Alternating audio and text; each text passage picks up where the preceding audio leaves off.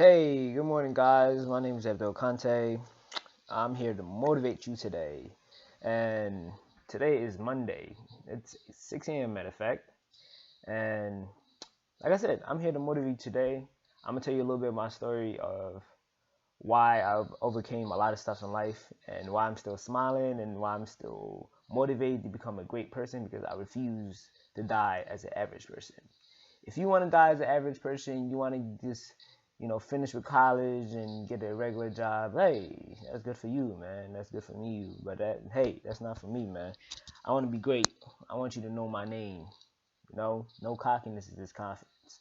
I refuse to not be great. I refuse to just not have my name be known because when I die, only my soul is going, but my name is gonna be forever known. Just like the movie Gladiator, Maximus.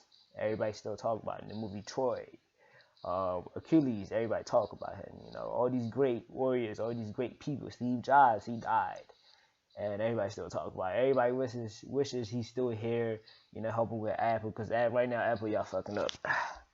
But yeah, like I said, my name's Abdul Kante. Um, who's Abdul Kante?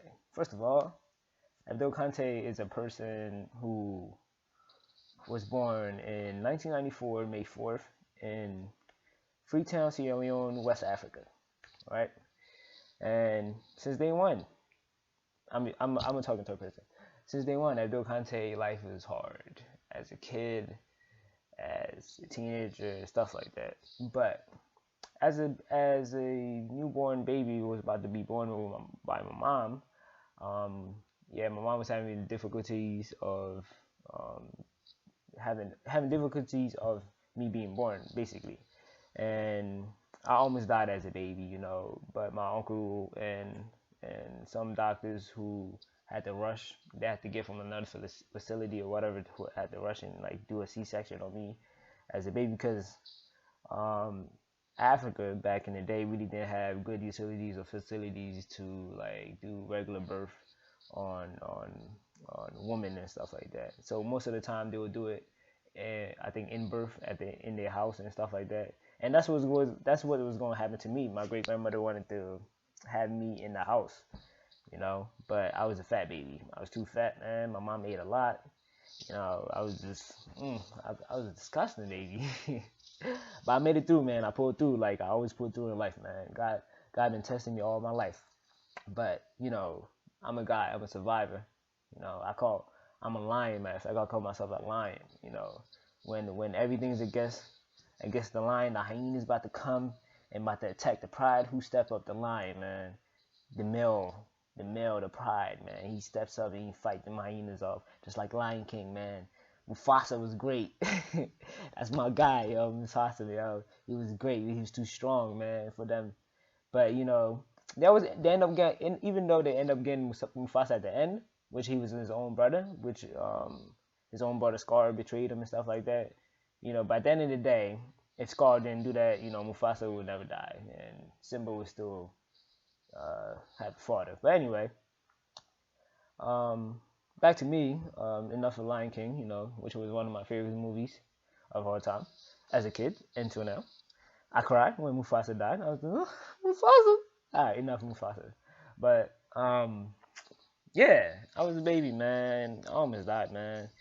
I I ended up pulling through, but a few years later, I was about 5. My country had a civil war, and this was like 1999, and I was like 5 years old, and I seen a lot of stuff. Believe it or not, I really didn't talk to people about it. I seen like a lot of stuff as a kid, and I still remember like glimpse of it. And it was hard, seeing those stuff like that as a kid. People getting shot, people getting killed. Well, not getting killed at, but being killed. You and your family have to like go to another country, like a refugee camp, which is Guinea. This Sierra Leone is right here, and Guinea's like at the top. So we have to walk, like I think like 100 miles or something, because like Freetown is really close to like Sierra Leone, so it wasn't that bad. Imagine like we was all the way at the bottom, like our city was all the way at the bottom. That's a whole hike, yo. But you know, but we got it done. We walked, we hide in bushes, There was like soldiers, rebels, and stuff like that, trying to like just kill people out of nowhere, just heartless shit. Chopping people's hands, stabbing people, splitting pregnant women's stomachs open and shit like that. You know, it was crazy, man. It was crazy, but I pulled through. I made it out of that drone. My mom, who at that time was in America, was like worried about us, all that. But as soon as we got to Guinea, she flew us right out the country, and I came to America as a young boy, young dude. And I'm not gonna lie, new country, new experience. Like, it was hard. A lot of kids try to bully me. Try to call me African booty scratcher, or you African, you ugly. But first of all, I'm not ugly. I'm a really sexy bro. Let me put that shit at the first. But anyway, yeah, a lot of kids try to bully me and stuff like that, and I didn't let it happen. I was not that kid, They didn't even know who I was. I was not that kid. I fought all my life, and as a kid, I was always in trouble. My mom used to beat my ass every day. Like, why you always fighting? Why you don't listen? Blah, blah, blah. I was just, like, she couldn't understand, man, what I was going through as a middle school kid. Not a middle school kid, but like a elementary kid, like, because when middle school came, like, everybody was cool. I was cool with everybody. They know not to test me. So, but I was always a chilling kid. I was very cool. Like, I never did anything first that, that would make people think like I'm like this type of person. But anyway, yeah. But a few years later, I came and grew up in America. I went to high school here. I did sports and everything, and basically, a few months ago, I was diagnosed with cancer, and it was one of the biggest shocks of my life. Like, it was shocking. I was like, what? Cancer? What? What's that? Ooh, cancer who? What? Yeah, I was surprised, man. I was surprised. I was very surprised. Like, I couldn't believe it, man. I ain't think I would be that person. But the thing about me is I'm very motivated. I motivate myself. If I'm down or anything, I I I just find a way to motivate myself. I just tell myself everything's gonna be good. It's just temporary. Pain is temporary. Like, it's just like you get hurt, you scratch your finger or something like that, or you cut your hand or whatever, and the pain will be there for what, a few hours. You get a band-aid and you're good. That's how I used to just take on life. But anyway, what made me really tough to overcome this is football, because football is a very hard sport to do. You're not gonna go do football and not expect to get hit some kind of way, or not expect to get the wind knocked out of you. And I'm a very small guy, not like really really small, but like short, pretty short guy, like 5'5" and stuff. And weigh like 140, 150 back in the day. But yeah, and I was very tough, so and people hit me, I just get back up and smile at them like, yeah, you hit like a little girl and stuff like that. And football made me tough, man. I really loved that. I really loved playing the sport, and I even wanted to go to the next level, college, NFL, and that was my dream. But that didn't happen because certain stuff came in my life and stopped it. But I didn't regret it. That's not gonna stop me from becoming great.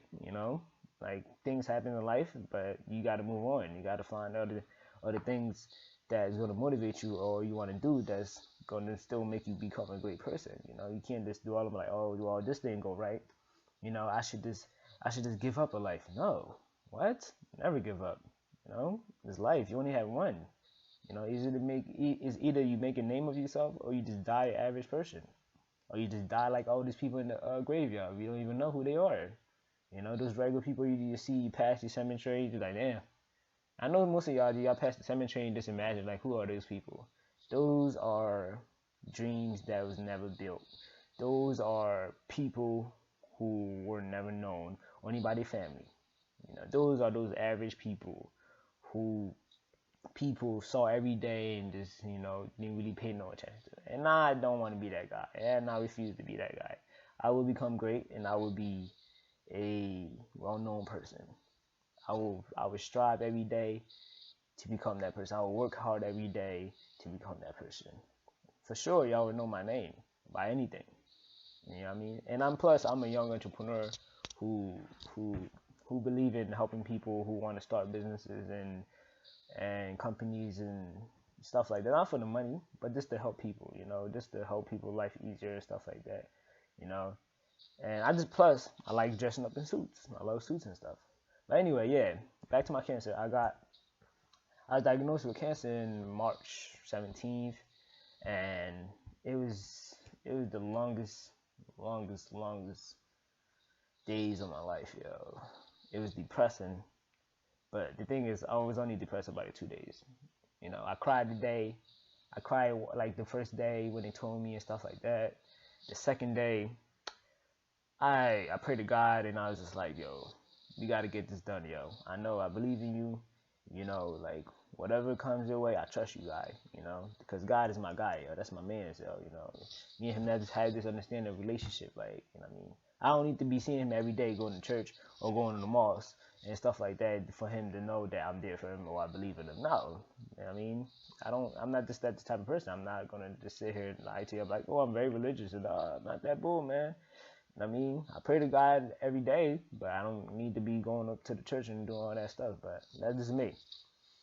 But yeah, pray to the bull. I told him, yeah, what's going on. He already see what's going on, but I told him I believe in him. Let's get it done. And anything comes my way, we gonna get it done. We're gonna conquer it, And that's what happened. I went the first month. I had to do the next month, April 10th. I had to do chemo and stuff. You know what I mean? And the first day I did chemo, yo, I lost all my body weight. I lost all my muscles and stuff. I lost all my sexiness, man. Like, imagine you used to just be sexy. You just like, you wake up the next day, you just see yourself like, who is this nigga? Like, who is this nigga? Like, that's not me. But yeah, I mean, that's what happened, man. And I was pissed. I was like, fuck, yo. Damn, not my body, not my muscles. Like, God, like, damn, man, they made me lose all this weight. But I couldn't be depressed about it. I couldn't be worried about that stuff at that time because I know I had to go in life with this to get healthy and beat the shit out of this cancer. And that's what I did. We went through chemo. We did. I had to sometimes like get spinal taps, which they call spinal punctures, where they put these long ass needles like this long into your spine and put the chemo in there, so no disease can go in your brain or anything like that. And yo, dog, them stuff hurt, yo. I had to do it 15 times, man. And I remember one day I cried to my mom. I was just like, yo, I'm sick of doing these shit, man. Like, I'm sick of doing, like, the pain is crazy. Like, yeah, they tell you to numb that shit, but like, if you don't get the right doctor, you don't get the right that stuff gonna hurt. Cause like, I'm sorry about the females, yo, and stuff like that. I'm not being a feminist, but y'all females, man, y'all know what y'all be doing, yo. Like, every time I had a female nurse practitioner or not even doctor, because most doctors that was in University of Penn, because that's the hospital I got admitted to, which was one of the best hospitals. UPenn, man, go there, yo. If you want to save your life, go there, yo. But yeah, the nurse practitioners, yo, they just, God, man. I mean, they did a good job and stuff like that, but like, they did not do it quick enough. They just, every time they would go into my spine and try to find the spot where they gotta put the medicine, like, the pain was a lot, yo. They were just like this. I don't know, man. I don't know what they were doing. But the male doctors, they just went in there, got it done, boom, boom, we out, yo. And I was like, ooh, oh, okay, bang, cool. I mean, but no judgment there. I'm just saying, I guess that's why they doctors, and that's why there's a difference between nurse practitioners and doctors. But anyway, that was a painful experience, and plus I had to do chemotherapy, in my spine. Like, not in my spine. I had to do chemotherapy through the IV line, which I had to have this thing into one of my veins in my head. I don't know if y'all can see this. Like, they had to put a PICC line in my arm and just continue drawing blood, and that's where the chemo would go in and stuff like that. I had to have that PICC line in my arm for like 6 months and shit. And and it was so uncomfortable because like I couldn't lay on it, I couldn't put no pressure on it or anything, and it was annoying. I had to lay on one side, which was my left side, and I hate sleeping on my left side, But I had to get it done. I couldn't complain. I had to get everything done. Everything in life, I always say, I gotta get it done, man. We gotta get it done. Once we get it done, it's gonna be over. You know what I mean? That's my motto for everything. That's my motto with my best friend. Um, so we always say we gotta get it done. We always gotta get it done. You know, no matter what it is, we gotta get it done. But yeah, so that experience was crazy. I had sleepless nights. Some days, I had to wake up and just go do chemo out of nowhere at night. Some days I went like at least a day, like a whole day without eating. Probably a day and a half without eating because like I had to do all this stuff, these procedures and stuff like that. They had to look at my stomach, and let me tell you, this lymphoma was crazy, man. Like crazy. Like it's like now I know how females feel, when they on a period and they say like it really hurts and shit like that. It's not like that, but I'm saying like my stomach was on fire. Like for the first couple of weeks and go probably a month, my stomach was on fire. It's like it was like lava in my stomach, just burning every day. And I was on oxycodone. I was on oxycodone for like at least 3 weeks. I was just on point every day on my oxycodone, yo. As soon as my stomach started hurting, I called the nurse like every 8 hours. I waste no time. Before even the 8 hours was almost up, I called my nurse. I'm like, yo, it's almost an hour or two, to the 8 hours is up. Can you get ready? Can you ready my oxycodone? Because they got called at the hospital. They have a pharmacy. They have to call the pharmacy and stuff like that, and that takes a minute. So I didn't want to waste no time because I know the pain was gonna come. It's gonna be crazy. It's gonna be painful. But that made me stronger, yo. It made me even look at pain like like it was like a little girl or something like that. You know what I mean? Or it was like somebody just pushing me. Like I'm just used to pain. So now in my life, like I don't even know what it is for real, for real. No, when people complain and say this stuff hurt, I just be like, stop being a vagina, yo.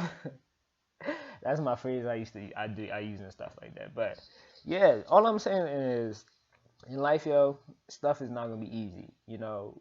Stuff is gonna happen, and you're gonna question it and stuff like that. But don't let it stop you from doing whatever you want to do in life. Just have this motivation, have this mindset. Just like I'm gonna beat anything that comes my way. I don't care if it's school. I don't care if it's relationships or people bullying you or whatever it is. You gotta have a stronger mindset, yo, than everybody in the world. When you have a strong mindset and you have a belief system that nothing's gonna push you down in this world, you'll be great. You'll be great. You'll be a great person. You'll be a great role model to everybody in the world. Like trust me, you just gotta have to believe in yourself. Like I believe the hell out of myself. I am confident as shit. I believe I'm gonna be one of them great people. Like you don't even know my confidence. Nobody can bring my confidence level down. I've been disappointed a lot of times by people, by females, my own fan. Like I'm not even gonna lie to you. But you don't let it bring it down. Don't let it make you an evil person or vengeful person or like a person that just like, all right, fuck it, I hate the world and stuff like that. Nah, just be you. Just do you. If you have to move yourself from them or that situation, just do it and move to another place that you got to start over and you become great. Or if you don't want to, just ignore it. Ignore it and just do you. That's all I really gotta say to y'all, man. Stay motivated, man. Don't let people put you down, man. And if y'all have any question or y'all want to ask me anything about relationships, I'll give you tips. Or school, I'll give you tips. Or life or anything, I'll give you tips, man. Because I basically been through it all, man. Or honestly, I've been through it all. So stay motivated, man. It's Monday, yo. We all hate waking up on Mondays, but I gotta get this running done. I gotta go to the gym, and I gotta stay healthy, man. So my name's Abdul Conte again. Have a blessed day. Stay motivated. Stay great, man. Be great. So yeah, that's all my time.